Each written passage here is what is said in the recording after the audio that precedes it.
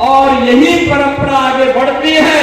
तो संत रविदास जी ने उस समय इस बात को कहा था कि ऐसा चाहूं राज में जहां मिले सबन को अन्न, छोट बड़ो सम पसे, रविदास रहे प्रसन्न।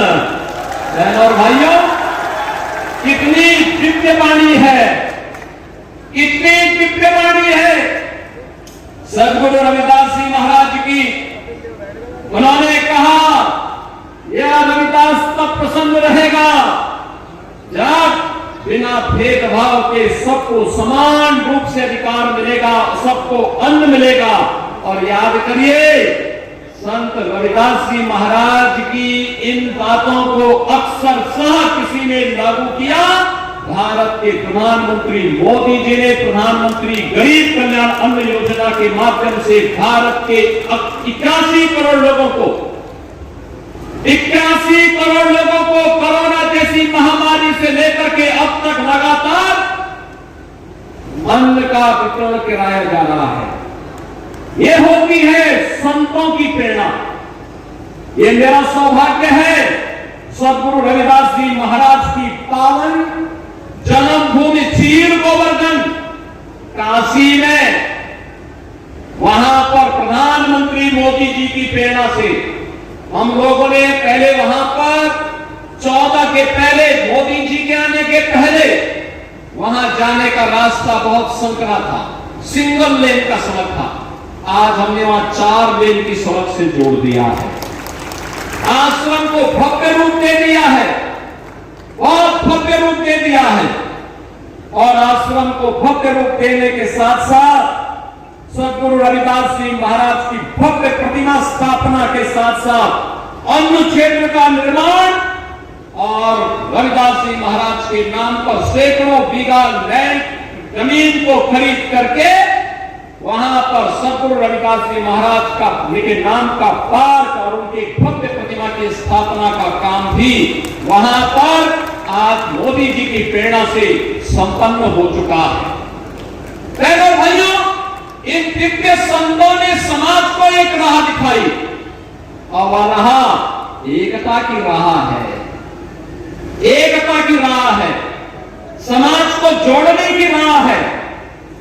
वह राह जो कोई किराना और कांधना की घटना नहीं होने देती है, ये वही राह है जो हमें सुरक्षा की गारंटी भी देती है, हमारा संरक्षण की गारंटी भी देती है, हमारे उत्थान का मार्ग भी प्रशस्त करती है और सम और विषम परिस्थितियों में हमें लड़ने की भी प्रेरणा प्रदान करती है।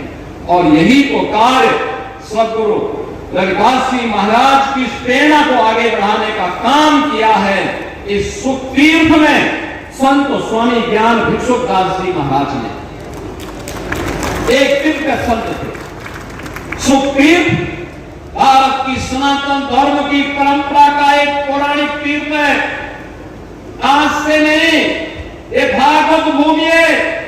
5000 वर्ष पहले सुखदेव जी महाराज ने राजा परीक्षित को पहली भागवत की कथा इसी धाम पे सुना करके उन्हें मुक्ति का मार्ग प्रशस्त करने के लिए जीवन में भक्ति का, ज्ञान का और मुक्ति का क्या महत्व हो सकता है, इसकी प्रेरणा इसी पावन धाम में कराया था। याद करिए, मां गंगा भारत की सनातन धर्म की परंपरा की एक अविरल और अग्रज धारा है, जो सम और विषम परिस्थितियों में हम सबको उद्धार का मार्ग प्रशस्त करती है। हम कैसे मां गंगा को भूल सकते हैं, हम कैसे सुख तीर्थ को भूल सकते हैं। और याद करिए, ये 5000 साल पहले इसी तीर्थ में ये सब घटनाक्रम घटित होता है।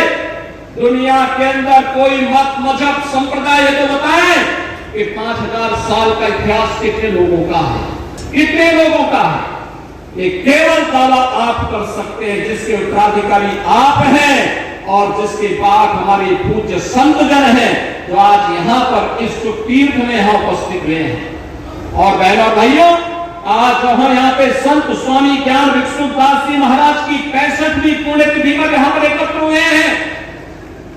मैं उनकी स्मृतियों को नमन करता हूँ, उन्हें विनम्र श्रद्धांजलि अर्पित करता हूँ और यहाँ पर ये जो उत्सव भंडारा, स्मृति भंडारा यहाँ पर आयोजित किया गया है सदगुरु समनदास जी महाराज की स्मृति में।